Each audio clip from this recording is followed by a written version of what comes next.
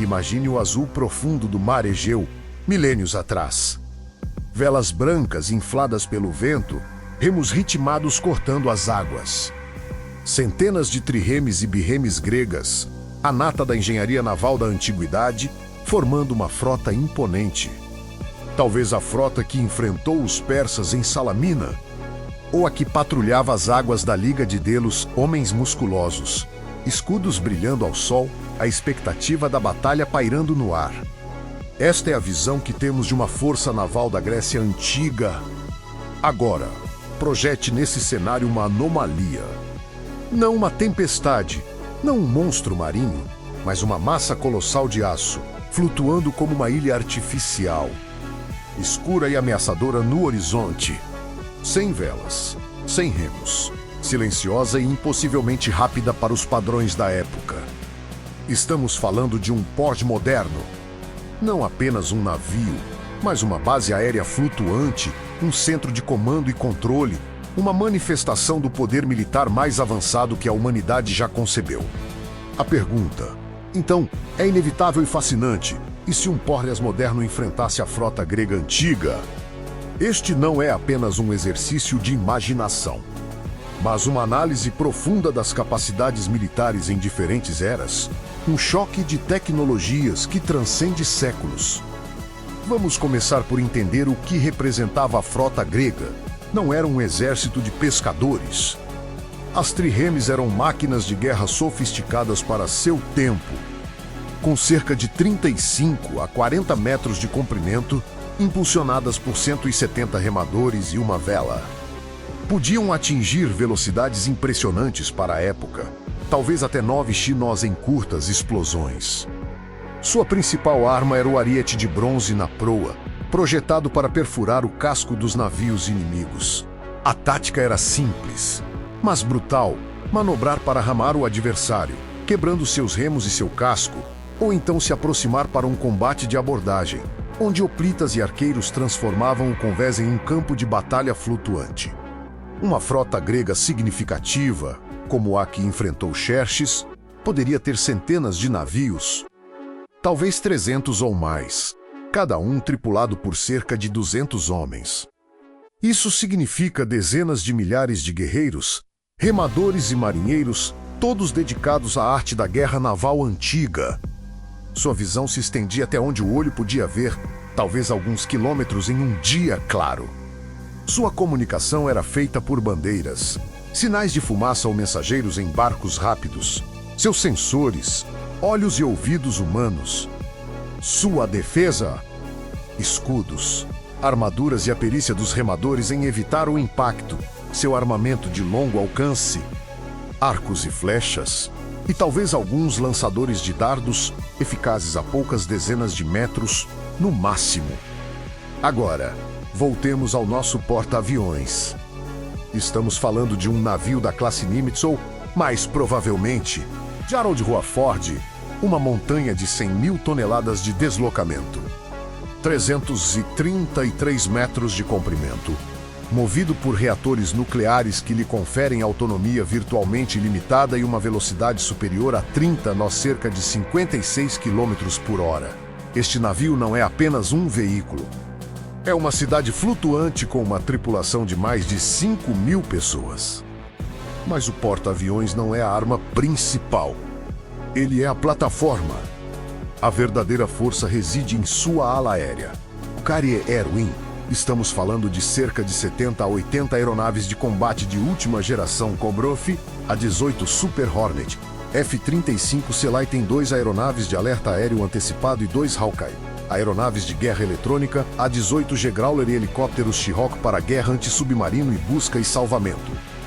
Essas aeronaves, armadas com mísseis antinavio como o Harpoon ou ACM, mísseis ar-superfície de precisão como o AGM-65 Maverick ou bombas guiadas a laser e por GPS como a série JDAM Paveway, podem atingir alvos a centenas, se não milhares, de quilômetros de distância. Um único F-18 pode carregar múltiplas bombas de 500 ou 1000 libras, ou vários mísseis capazes de destruir um navio de guerra moderno, quanto mais uma simples trireme de madeira.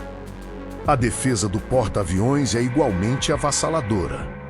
Mísseis RIM-162 e Valvitz Sparrow e SSM. O sistema de mísseis de defesa de ponto Roley Missile reações adversas aos medicamentos e os temíveis sistemas de armas de proximidade. Phalanx AWS, capazes de disparar milhares de projéteis por minuto. Criam uma cúpula de defesa praticamente impenetrável contra qualquer ameaça aérea ou de superfície que pudesse sequer se aproximar. Além disso, sistemas avançados de guerra eletrônica e contramedidas tornam um navio virtualmente invisível ou impossível de ser travado por radares inimigos modernos. Uma capacidade completamente irrelevante contra os gregos, mas que ilustra a profundidade de sua proteção. Agora, vamos ao confronto. O primeiro e mais crucial fator é a detecção. Um porta-aviões moderno possui radares que podem detectar alvos aéreos a mais de 400 quilômetros e alvos de superfície a centenas de quilômetros. Dependendo da curvatura da Terra, aeronaves de 2 Hawk, operando a altitudes elevadas, estendem esse alcance para mais de 600 quilômetros.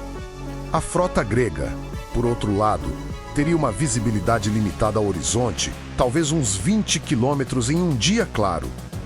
Isso significa que o porta-aviões detectaria a frota grega muito antes que os gregos tivessem qualquer indício de sua existência.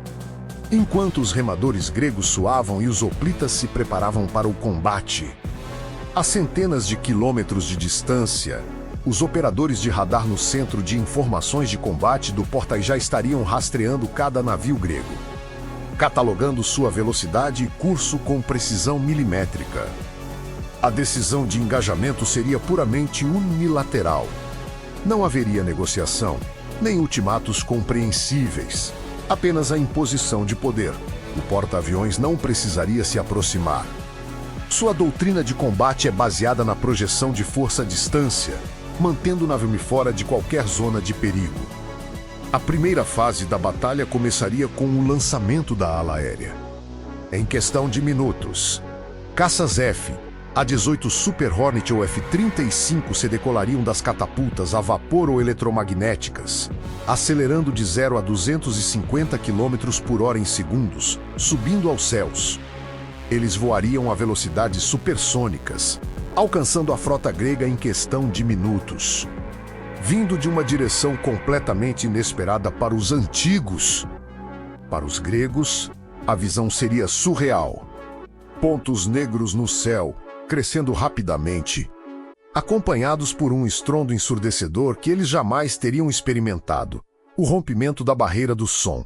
Eles não teriam como se preparar, como reagir. Seus arcos seriam inúteis. Suas lanças, ridículas. O ataque em si seria cirúrgico e devastador. Um único F, A-18, voando a uma altitude segura, bem acima do alcance de qualquer seta, poderia lançar múltiplas bombas guiadas. Imagine uma bomba de 500 libras, aproximadamente 227 kg, atingindo o convés de uma trireme. A explosão não apenas destruiria o navio, mas pulverizaria a madeira, o bronze e os homens a bordo. O impacto de uma bomba de 1000 libras seria ainda mais cataclísmico, capaz de partir uma trireme ao meio e afanda em segundos. Mísseis antinavio seriam um exagero, um uso de recursos desnecessário, mas o resultado seria ainda mais dramático. Um míssil Harpoon atingindo uma trireme a 800 km por hora transformaria o navio em estilhaços incandescentes. A precisão dos sistemas de mira modernos é tal que cada bomba ou míssil atingiria seu alvo com uma margem de erro de poucos metros. Não haveria tempo para manobras evasivas. As triremes, embora ágeis para seu tempo, seriam lentas e previsíveis aos olhos de um piloto de caça moderno. Eles seriam alvos fixos, indefesos. O inferno cairia do céu. Fogo, explosões, fumaça e o grito de milhares de homens em pânico. Em poucas ondas de ataque, a frota grega seria aniquilada. A capacidade de um único esquadrão de F, A-18 de carregar dezenas de bombas guiadas significa que centenas de navios poderiam ser eliminados em uma única surtida. Cada aeronave poderia fazer múltiplas passagens, garantindo a destruição completa. E quanto a uma possível abordagem, a ideia é absurda. Mesmo que, por um milagre, algumas triremes conseguissem se aproximar do porta-aviões, elas seriam recebidas por uma barreira de fogo intransponível. Os CIWS Phalanx, com suas metralhadoras Gatling de 20 mm, poderiam desintegrar qualquer objeto que se aproximasse a menos de 1,5 km. Os mísseis reações adversas aos medicamentos e SSM interceptariam qualquer projétil ou drone que os gregos pudessem lançar, embora eles não tivessem nada remotamente parecido com isso. O casco do porta-aviões, construído com aço de alta resistência e compartimentos estanques, é projetado para suportar múltiplos impactos de torpedos e mísseis modernos. Um ariete de bronze, mesmo que conseguisse atingir o navio, faria pouco mais que arranhar a pintura, talvez causar uma pequena abertura na placa de aço, sem comprometer a integridade estrutural ou as operações do navio. Os hoplitas a bordo de triremes seriam facilmente repelidos por metralhadoras pesadas de uso geral como as M2 Browning ou mesmo armas leves da tripulação de segurança do convés de voo, sem mencionar as defesas primárias do navio. O impacto psicológico seria tão devastador quanto o físico. Os gregos veriam seus navios explodindo e afundando por uma força invisível e incompreensível. Eles não teriam nenhum quadro de referência para entender o que estava acontecendo. Seria como enfrentar deuses irados, lançando raios e trovões do céu. O moral ruiria instantaneamente, transformando a disciplina militar em pânico generalizado. Em termos de tempo, a batalha não duraria mais do que algumas horas, se tanto. A frota grega seria transformada em destroços flutuantes e milhares de corpos no março. O porta-aviões, por sua vez, não sofreria um único arranhão. Seus pilotos retornariam à base para reabastecer e rearmar. Talvez com a adrenalina de um exercício de treinamento, mas sem qualquer sensação de perigo. Em retrospectiva, o cenário de um Potes moderno enfrentando a frota grega antiga não é uma batalha, mas um extermínio unilateral. É um testemunho assombroso do abismo tecnológico que se abriu entre as eras. A capacidade de detecção a longa distância, a velocidade e o alcance de ataque, a precisão e o poder destrutivo das armas modernas e as defesas impenetráveis de um par tornariam qualquer resistência da frota grega não apenas inútil, mas impossível. O poder aéreo, uma invenção de apenas um século atrás, sozinho, seria o suficiente para varrer séculos de engenhosidade naval antiga em poucas passagens. É uma demonstração brutal de como a tecnologia pode redefinir completamente os termos da guerra. Se você gostou desta análise profunda e fascinante de um cenário não se esqueça de deixar seu like, compartilhar com seus amigos e se inscrever no canal para mais explorações de confrontos anacrônicos. Qual outro cenário você gostaria de ver analisado? Deixe nos comentários.